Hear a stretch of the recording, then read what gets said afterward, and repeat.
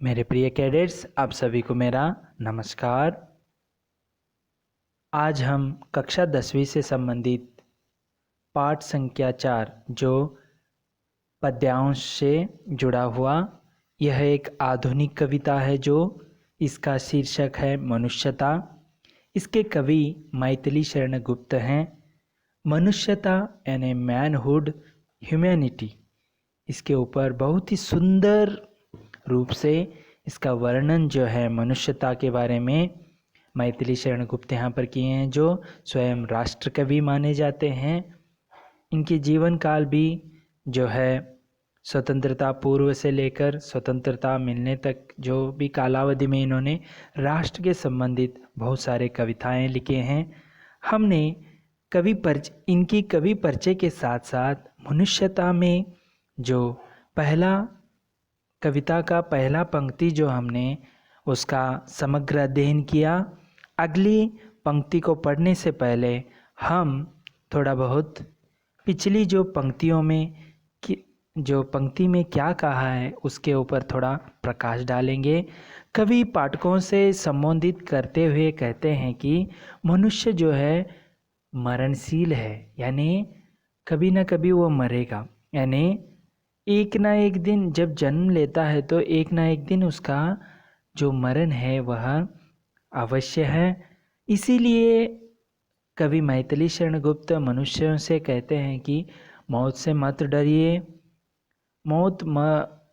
से मत डरिए। ऐसे कहता है। कोई ऐसा महान और गौरवशाली काम करते करते मरने की भी बात कहते हैं जो आपको सुमृत्यु कहलाए, और ऐसी मौत की बिना यूं ही मरना व्यर्थ भी कहते हैं। बिना कोई विशेष कार्य किए भी जीना भी व्यर्थ कहलाता है। जो मनुष्य स्वयं अपने लिए ही नहीं जीता बल्कि समाज के लिए जीता है, इसीलिए समाज के तहत हमें बहुत सारे अच्छे काम करने हैं,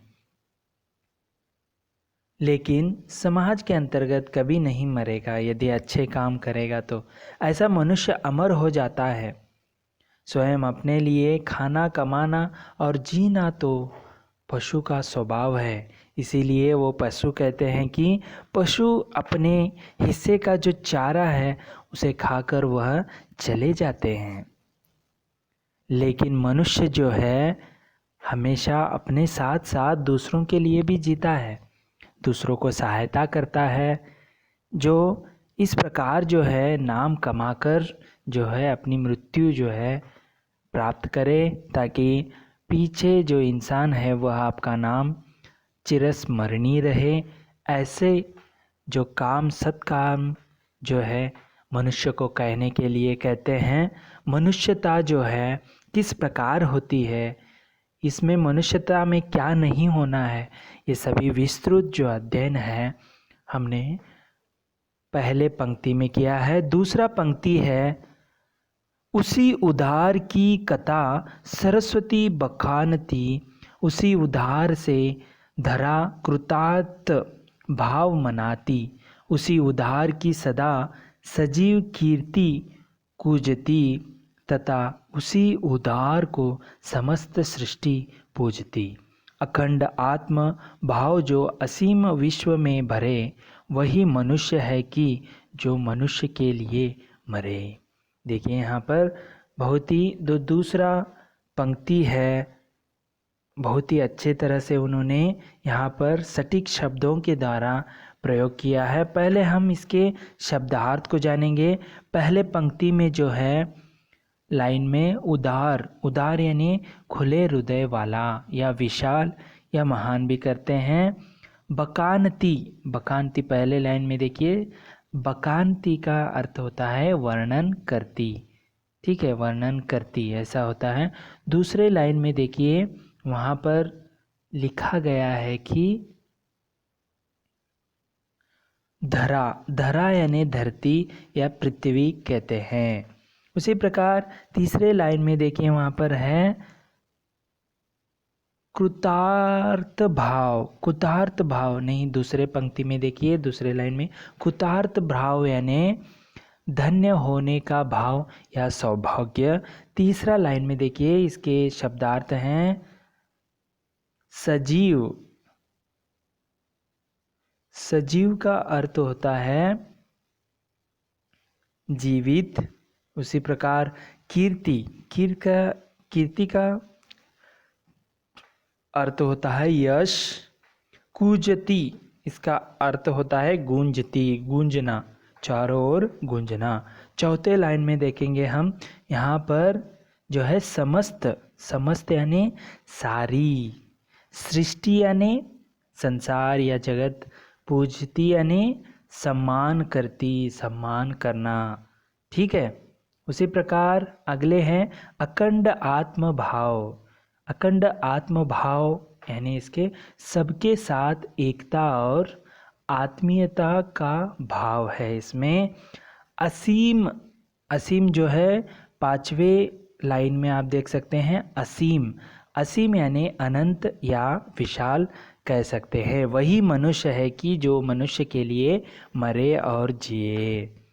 इसका अर्थ यही है कि आपको यहाँ पर जो है मैथिली शरण गुप्त कहते हैं, सरस्वती उसी उदार मनुष्य का गुणगान करती है। सरस्वती जो शब्दों में आप सुन सकते हैं, जिसे सरस्वती की जो कृपा हो वह जो ज्ञानी बनता है, गुणगान करती है जो इस अनंत संसार के साथ अखंड आत्मीयता रखता है। देखिए यहाँ पर संसार में आप जन्म लिया है तो आपकी मृत्यु तय है। इसके अंतराल में आपको अच्छे अच्छे सत्कर्म करने हैं ताकि संसार में अखंड आत्मीयता आपकी बने रहे।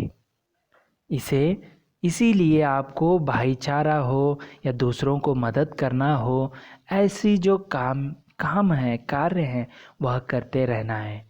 यह धरती भी उसी उदार मनुष्य को जनकर स्वयं को धन्य मानती है जो सारे संसार में अपनत्व का प्रसार करता है। तो यहाँ पर देखिए वह अपनत्व, देखिए यहाँ पर जो मनुष्य एक बार मनुष्य जाति में जन्म लेता है तो उसे अकेले नहीं रहना है, और अकेले रहने से उसे दिक्कत होती है। वह जन्म लेता है और मृत्यु प्राप्त करता है। जैसे गाय जो घास चरकर पेट भरकर जाते हैं, उस प्रकार हो जाएगा। मनुष्य तो उससे भी बड़ा जो है स्वभाव उसका और ज्ञानी भी है। तो यहाँ पर कहते हैं कि संसार में अपनत्व का प्रसार करता है।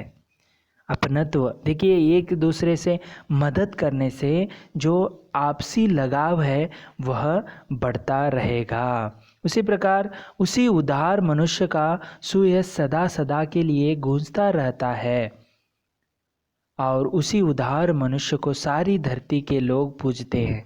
देखिए एक बार मनुष्य जो है जन्म लेता है तो उसकी मृत्यु तय है, तो इसी बीच क्यों ना हम अच्छे काम करें।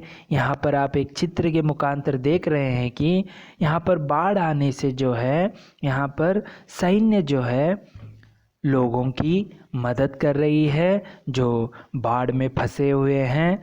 देखिए यहाँ पर जो सैनिक जो हैं यहाँ पर मदद कर रहे हैं, और कुछ लोग, अन्य लोग भी यहाँ पर दूसरों की मदद कर रहे हैं। इसका मतलब यही है कि जो उनका जन्म जो है पावन हो गया, वे गरीब लोग जो डूबने से बच गए, वे आपको मदद भी कर आपको दुआ देते हैं, आपको आशीर्वाद या आपके सायंकाल समय आपका नाम लेंगे।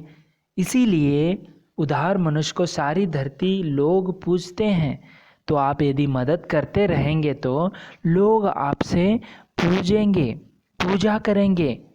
देखिए जब जन्म लेते हैं तो आप ऐसे सत्कर्म करने हैं। देखिए यहाँ पर और एक दृश्य में आप देख रहे हैं कि इसमें जो सारी सृष्टि के साथ अपनत्व अनुभव करता है। देखिए एक दूसरे को कोई वहाँ पर परिचय नहीं है, लेकिन जब एक इंसान जब दूसरे व्यक्ति का पीड़ा देखकर उस व्यक्ति को मदद करता है तो वहाँ पर अपनत्व आता है। कभी कभी वह भी किसी ना किसी रूप में मदद करता है। इसीलिए मनुष्य सारी धरती के लोग पूछते हैं, उसके साथ साथ सारी सृष्टि के साथ अपनत्व अनुभव कराता है। तो यहाँ पर चित्र के मुखांतर आप देख सकते हैं कि लोग जो है अनुभव, देखिए जब मनुष्य जन्म लेता है और उसकी मृत्यु तय है, तो मैथिली शरण गुप्त जो राष्ट्रीय कवि हैं, राष्ट्र कवि हैं, वे कहते हैं कि आपको दूसरों को सदा मदद करनी है। इससे आपको लोग पूजेंगे, पूजा करेंगे आपको, और आत्मीयता का अखंडता यहाँ पर बस जाएगी। जो अपनत्व, देखिए लोग जब मदद करते हैं, जब पीड़ा हो या कोई संकट में हो, तब वह लोग मदद करते हैं। जैसे आपने देखा होगा ततारो वामीरो में भी आपने जब है लोगों की पीड़ा हो या कोई समस्या हो तो ततारा जो युवक है वह मदद करने के लिए वहाँ पर आता था। मनुष्य, यहाँ पर मैथिली शरण बहुत ही सटीक रूप से जो है यहाँ पर उन्होंने वर्णन किया है कि मनुष्य जो है वह समस्त सृष्टि में जन्म लिया है और यहाँ पर मनुष्य लोगों की मदद करना है। सच्चा मनुष्य वही कहलाता है जो सब मनुष्यों के लिए जीता मरता है। यहाँ पर देखिए आपको जीता मरता, देखिए मनुष्य, ये चित्र के माध्यम से आप देख सकते हैं। यहाँ पर एक दूसरे को मदद कर रहे हैं, सहायता कर रहे हैं। यदि वह इंसान जो है उस युवती को लेकर नहीं जाएगा तो केवल वह जाएगा, दूसरे जो है वहाँ पर बिना मदद के वहाँ कुछ भी हो सकता है। लेकिन इंसान जो है मनुष्यत्व के लिए जीता मरता है। केवल वह अपने आप आगे निकल कर जाता था, लेकिन वैसा नहीं। दूसरे दृश्य में भी यही देखने को मिल रहा है कि यहाँ पर मनुष्य जो है इतनी बाढ़ में और गहरी होते हुए भी, पानी का गहरा होते हुए भी लोग जो है बच्चे को बचाने में मदद कर रहे हैं, ताकि यहाँ पर जीता मरता है मनुष्य के लिए। देखिए वह कह सकता था कि जो बच्चे को पकड़ा है वह व्यक्ति कह सकता था कि मैं इनको क्यों बचाऊं, लेकिन इंसान मनुष्यता को इतना अच्छी तरह से मैथिली शरण गुप्त ने वर्णन किया है कि मनुष्य के लिए जीता मरता है, वह अपने लिए जीता नहीं। इसीलिए उन्होंने प्राणी का भी उदाहरण दिया। जो गाय है, अपने हिस्से की गाय को चर कर निकल जाते हैं, लेकिन मनुष्य का दायित्व ऐसा नहीं है, वह मनुष्य के लिए जीता मरता है। इसीलिए जो यहाँ पर कवि ने, मैथिली शरण गुप्त ने, इस तरह फिर से मैं इस पंक्ति को वाचन करूँगा। जो उसी उदार की कथा सरस्वती बकानती, उसी उधार से धरा कृतार्थ भाव मनाती, उसी उधार की सदा सजीव कीर्ति कुंजती। यानी यहाँ पर जो कुंजती यानी पूजा जो है, कीर्ति, उसकी कीर्ति जो है गूंजती रहेगी, तथा उसी उधार को समस्त सृष्टि पूजती है। देखिए सृष्टि जो है पूजती है, जो अच्छे सत्कर्म करता है, दूसरों को हमेशा मदद करता है, उसे लोग याद करते हैं। तो पहले पंक्ति में वही कहा है कि जन्म लिया है तो एक ना एक दिन मरना है, तो आपको अच्छे सत्कर्म करके दूसरों की मदद, जो आप समाज में रहते हैं, सामाजिक जीवी हैं, तो मनुष्यता आप में होनी चाहिए। अखंड आत्मभाव जो असीम विश्व में भरे, वही मनुष्य है कि जो मनुष्य के लिए मरे। इसीलिए मैथिली शरण गुप्त ही बहुत ही अच्छी तरह से दूसरे पंक्ति में मनुष्य के लिए जीता है, ना बल्कि दूसरों के लिए। मनुष्य जो है हमेशा मदद करते रहना है, और यही उसका जो अच्छे गुणों में गिना जाएगा। यही जो है नैतिक मूल्य हैं, यही जो सहायता करने की जो परोपकारी जो गुण है मनुष्य के अंतर्गत मनुष्यता में होती है। ऐसी मैथिली शरण गुप्त ने इस कविता के माध्यम से दूसरे पंक्ति में यही कहने की कोशिश की है। इस तरह आज हमने मनुष्यता यानी मैनहुड या ह्यूमैनिटी कह लीजिए, इसके यह मनुष्यता जो है यह छोटी सी व्याख्या से इसे हम व्याख्यानित नहीं कर सकते। इसके लिए गहरी अर्थ यहाँ पर जो है कह सकते हैं। मनुष्यता केवल एक बार मदद करने से नहीं, वह एक बार नहीं, उसके मन कोई दूसरा देखता है इसीलिए नहीं करना है, अपने मन से करना है, उसे मनुष्यता कहते हैं।